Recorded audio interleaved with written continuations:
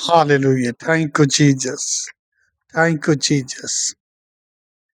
हम जैसे पिछली वीडियो में बात किए थे, निम्रोद जो कि यहोवा के मार्ग पे नहीं चला, जो उसके बेटा जो हुआ वो भी उससे दुष्ट था। ठीक है, हमने पिछली वीडियो में बात किया था। तो आज हम अध्याय 8 से पढ़ेंगे, वो अध्याय 8 से बात करेंगे। ठीक है ना। फिर एक मेरे को एक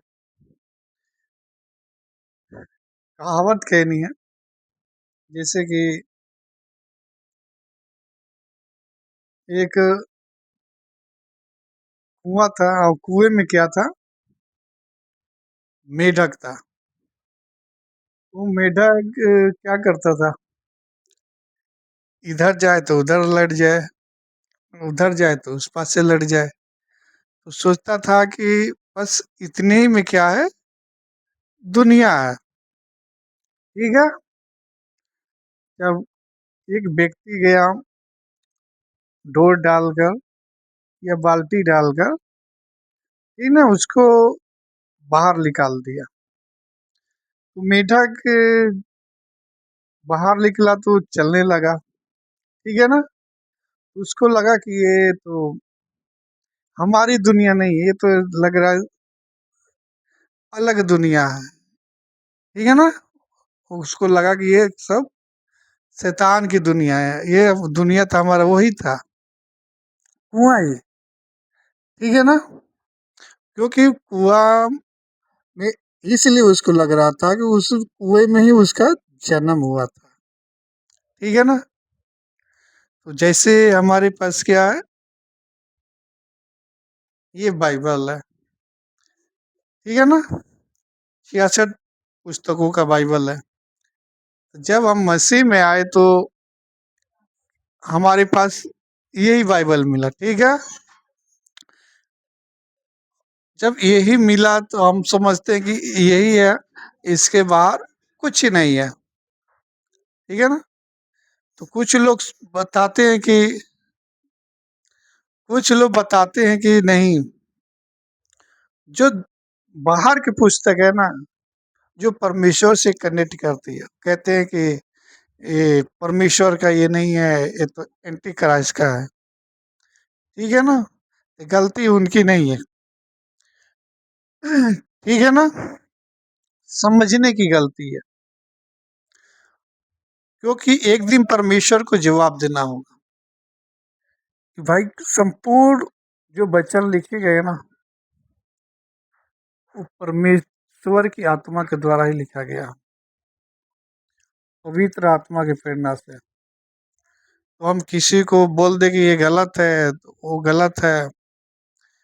तो जब न्याय के दिन अगर जाओगे और कहोगे परमेश्वर ने कह दिया कि तूने हमारे वचन को गलत बताया था, फिर जवाब क्या होगा? कुछ नहीं होगा। ठीक है ना। फिर उसका हिसाब देना पड़ेगा। तो कम से कम किसी बात को बोलना है तो उसको साबित करना है कि ये गलत है, ऐसे है। अपनी मर्जी से क्या है, कुछ भी नहीं कह देना है। ठीक है ना। ये जो जसेर की पुस्तक है, ये गलत है, इसको नहीं पढ़ना है, इसको नहीं। अरे जब वचन से कनेक्ट कर रहा है तो हम इसको क्यों नहीं पढ़ेंगे? हाँ। ठीक है ना। जितनी जिसको जानकारी है उतना ही क्या है, बोलना चाहिए। जैसे कि लूत के हम पढ़ते हैं कि लूत जब बचाया जाता है,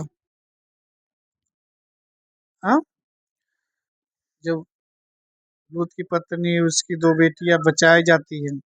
ठीक है ना। तो जब आती हैं गुफा में तो उनकी बेटियों को लगता है कि वहां पे लिखा है कि संसार की रीति के अनुसार कोई नहीं है मनुष्य की हमसे क्या करे, संसार की रीति के अनुसार हमारे पास आए। लेकिन जैसेर की पुस्तक में लिखा क्लियर करता है कि उनको लगा कि पृथ्वी पे सारे मनुष्य मर गए, तब जाकर ऐसा कदम उठाया उन लोगों ने। ठीक है ना। तो जब तक हमें वचन कनेक्ट नहीं करता है तो हम कैसे किसी को गलत या सही बता सकते हैं। ठीक है ना। वचन को क्या करना, और सोच समझ के किसी वचन के बारे में उल्टा पुल्टा बोलना है। अपनी मर्जी से, अपनी माइंड से नहीं बोलता ना कि ये गलत है, ये सही है। ठीक है ना। हमें वचन से साबित करना होता है। ठीक है ना। गलत को गलत साबित करना है तो सही होना चाहिए। तो आज हम बात करेंगे अध्याय 8 से। ठीक है ना। पढ़ो। और जिस रात अब्राहम का जन्म हुआ उसी रात तेरह के सभी सेवक निर्मोद के सभी बुद्धिमान और उसके जादूगर तेरह के घर में आए और उन्होंने खाया पिया और उस रात उन्होंने उसके साथ आनंद मनाया। निम्रोद के जितने सेवक थे क्या किए, तेरह के घर पे आए।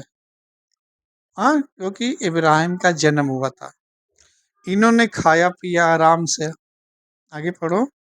और जब सभी बुद्धिमान और जादूगर तेरह के घर से बाहर निकले हाँ, जब खा पी के अब क्या कर रहे हैं, बाहर निकल रहे हैं। हाँ, तो उन्होंने उस रात आकाश की ओर तारे देखने के लिए अपनी आंखें उठाई और उन्होंने देखा और देखो एक बहुत बड़ा तारा पूर्व से आया और आकाश में दौड़ता हुआ गया।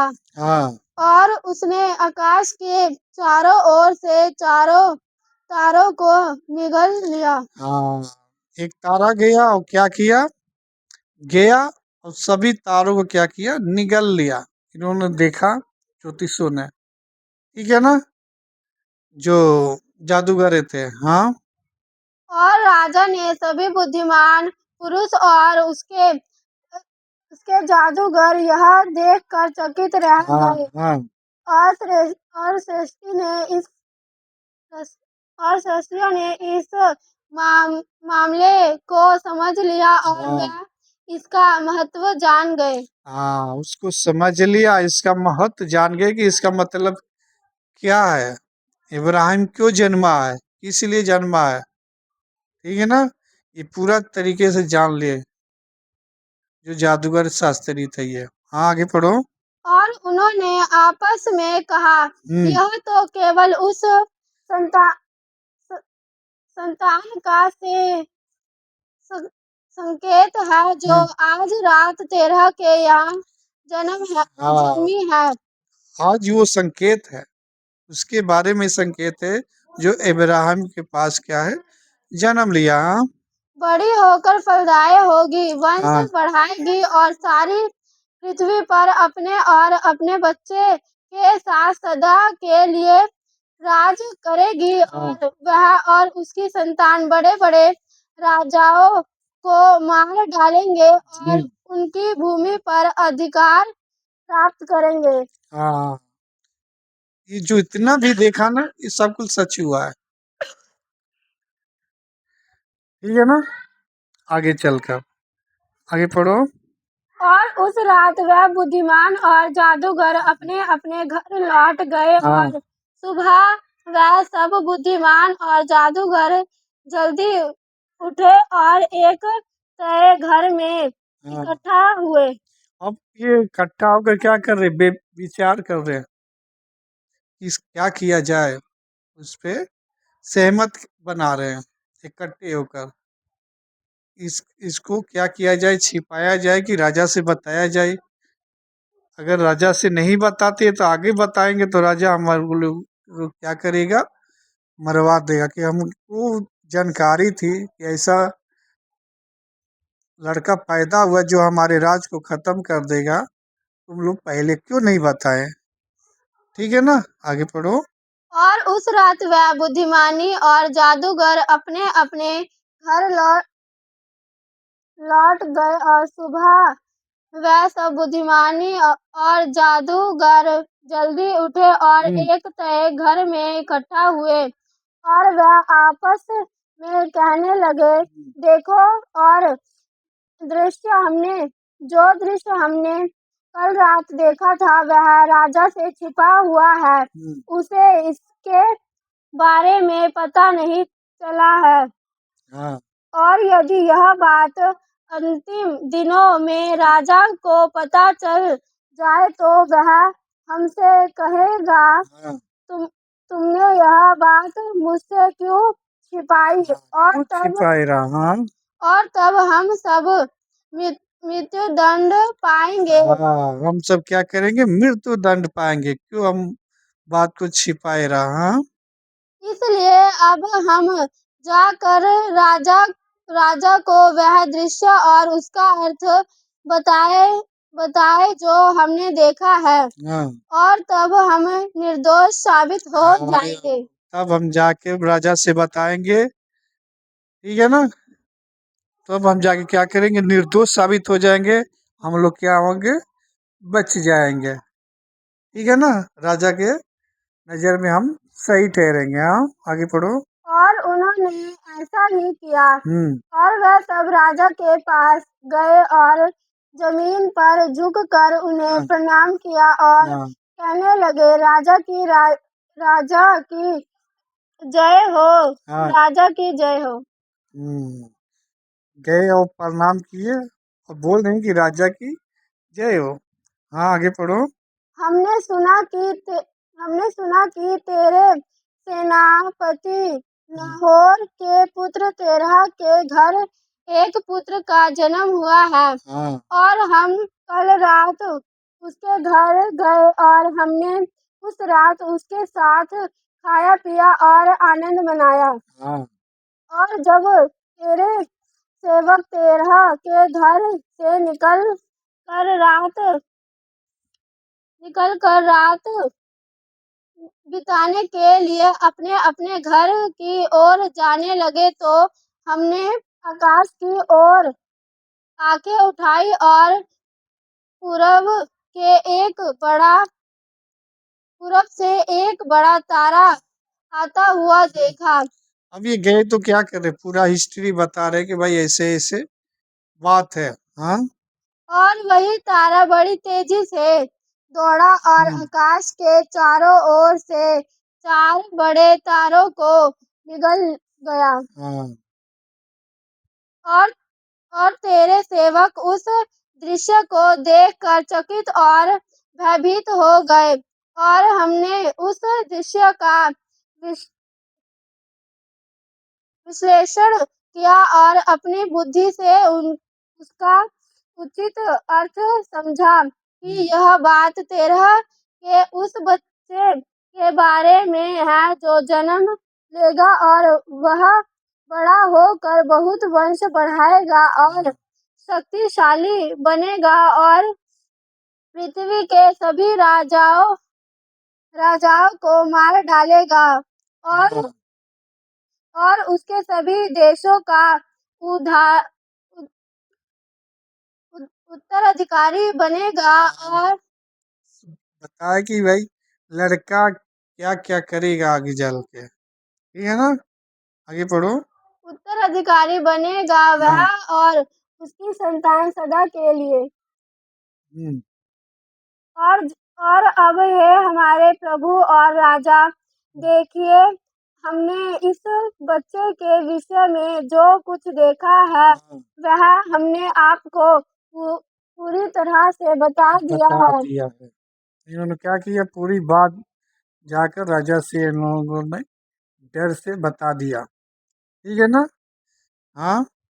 यदि राजा को यह उचित लगे कि वह इस बच्चे के बदले उसके पिता को कुछ मूल्य दे तो हम उसे उसके बड़े होने और देश में वंश बढ़ाने से पहले ही मार डालेंगे।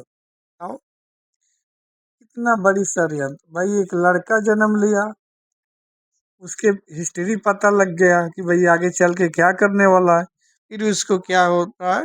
मारने की साजिश। और बच्चे से इतना डर है, कहीं आगे चल के वो राजा ना बन जाए। हाँ, आगे पढ़ो। और उसकी बुराई हमारे विरुद्ध बढ़ती जाएगी। उसकी बुराई हमारे विरुद्ध क्या बढ़ेगी, बढ़ेगी। हाँ, जिससे हम और हमारे बच्चे उसकी बुराई के कारण नष्ट ना हो जाएंगे। हाँ, और राजा ने उसकी बातें सुनी और वह उसे अच्छी लगी और उसने तेरह को बुलवाया और तेरह राजा के सामने आया। हाँ। तब ये तेरह को क्या किए, इब्राहिम के जो पिता था तेरह, उसको बुलवाया गया, ठीक है ना। फिर उससे वार्तालाप हो रही है, आगे आगे पढ़ो। तब राजा ने तेरह से कहा, हाँ, मुझे बता मुझे पता मुझे बताया गया है कि कल रात तेरे यहाँ एक पुत्र का जन्म हुआ है और उसके जन्म के समय आकाश में इस प्रकार का दृश्य दिखाई दिया।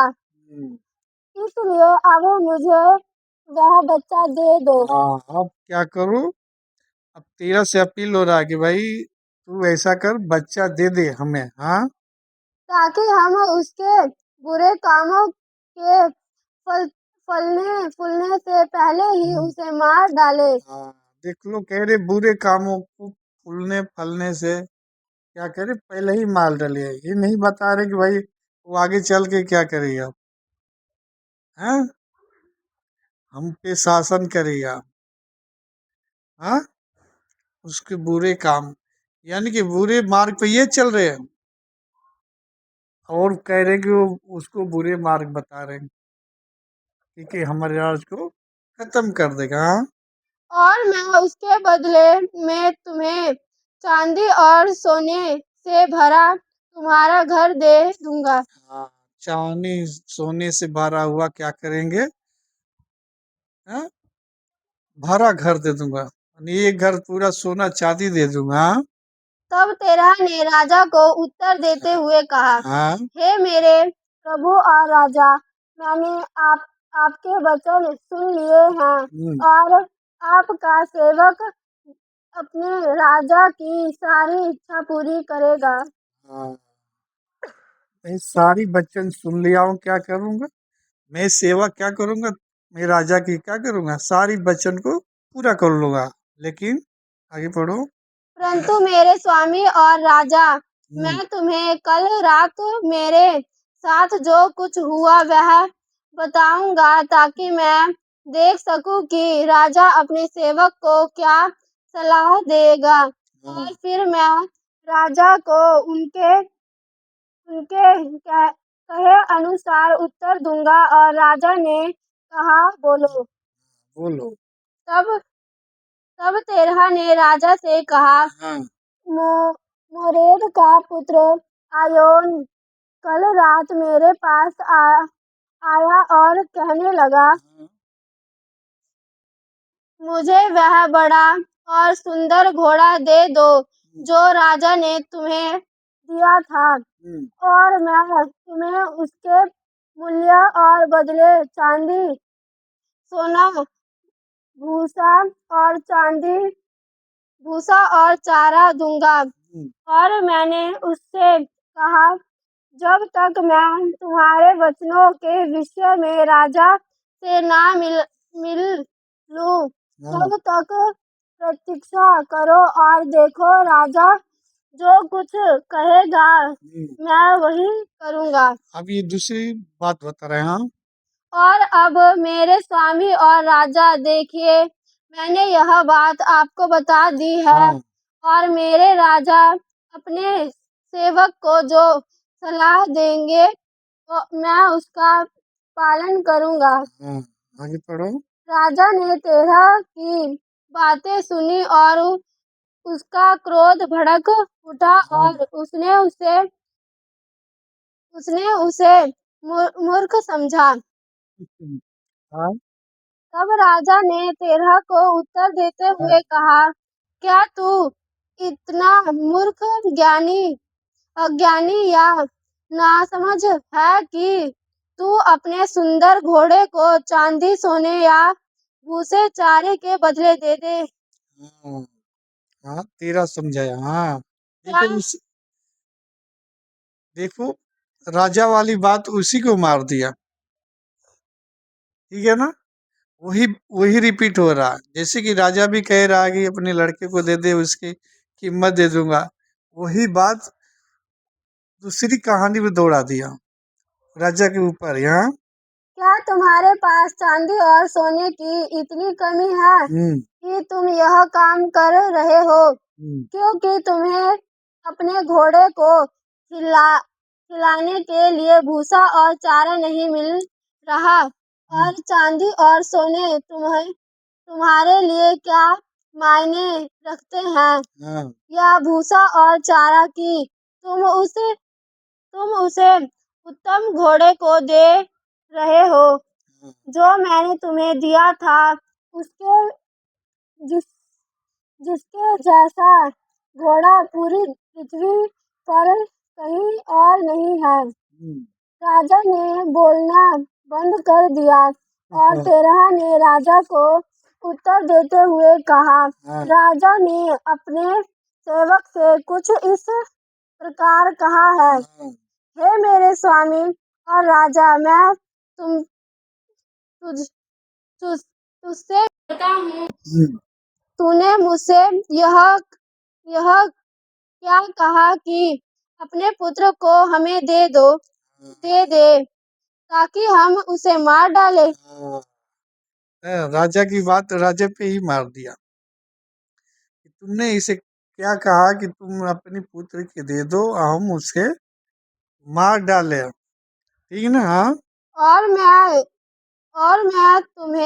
तुझे उसके बदले चांदी और सोना दूंगा। हाँ, वही घोड़े वाली बात यही भी रिपीट हो रही है। हाँ, मेरे पुत्र की मृत्यु के बाद मैं उस चांदी और सोने का क्या करूंगा? मेरी मृत्यु के बाद सोने चांदी के क्या करूंगा, मेरे पुत्र की मृत्यु के बाद। हाँ, मेरे उत्तराधिकारी मेरा उत्तराधिकारी कौन होगा? हाँ, निश्चय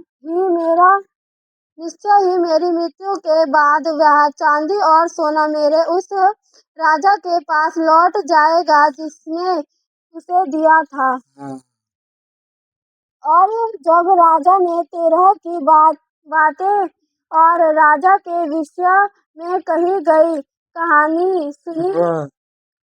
कहानी सुनी तो उसे बहुत दुख हुआ और बहुत दुख हुआ उसको। हाँ, वह इस बात से बहुत परेशान हुआ और उसके भीतर क्रोध भड़क उठा। हाँ, बहुत गुस्सा हो गया। ठीक है ना। हाँ, आगे पढ़ो। तब तेरह ने देखा कि राजा का क्रोध उस पर भड़क उठा है और उसने राजा से कहा, मेरी सारी संपत्ति राजा के अधिकार सारी संपत्ति राजा के ही अधिकार में है। बाकी सब राजा के क्या करते थे उस समय, अधिकार में ही सब रहते थे। जब भी कोई बात होती तो राजा के पास ही बात पहुंचती थी। ठीक है ना, आगे पढ़ो। राजा अपने सेवक के साथ जो चाहे करे वह करे। हाँ, मेरा पुत्र भी राजा के अधिकार में है, बिना किसी मूल्य के। वह और उसके दो भाई जो उससे बड़े हैं। आगे पढ़ो। तब राजा ने तेरह से कहा, नहीं, परंतु मैं तेरे छोटे पुत्र को कीमत देकर खरीद लूंगा। राजा ने कहा कि मैं तेरे छोटे पुत्र को ही लूंगा। हाँ, तेरा ने कहा ही नहीं, दो पुत्र भले ही ले ले, बाकी छोटे लड़के को क्या कर, छोड़ दे। हाँ, लेकिन राजा क्या कह रहा, नहीं, हमको वही पुत्र चाहिए, छोटा ही चाहिए। वो उसके विषय में क्या किए थे, इन लोगों ने भविष्यवाणी किए थे कि भाई आगे चल के इसका राजपाट बढ़ जाएगा, हमारा राजपाट खत्म कर देगा ये आगे चलकर। हाँ, तब तेरह ने राजा से उत्तर देते हुए कहा, हे मेरे स्वामी, मैं आपसे विनती करता हूँ कि आप अपने सेवक को अपने समक्ष बोलने दे और राजा को अपने सेवक की बात सुनने दे। तेरह ने कहा, हे मेरे स्वामी, मुझे 3 दिन का समय दे ताकि मैं इस मा, मामले पर मनन कर 3 दिन का समय दे, क्या करूं इस मामले पे मैं विचार करूं, क्या नहीं करूं, ठीक है ना। राय ले लूं घर से, परिवार से। हाँ। मनन कर सकूं और अपने परिवार से राजा के वचनों के विषय विषय में। में हाँ। परामर्श कर सकूं। उसने राजा से इस बात पर सहमत होने का बहुत आग्रह किया। हाँ, बहुत आग्रह किया कि हमारी ये बात को क्या करे, राजा माने, हमें 3 दिन का मोहलत दें, ठीक है ना, इस पे विचार करने के लिए। हाँ। राजा ने तेरह की बात सुनी और उसने वैसा ही किया। हाँ, राजा ने क्या किया, 13 की बात सुना और उसने 3 दिन का समय दिया। और 3 दिन का उसने क्या किया, समय दे दिया। हाँ।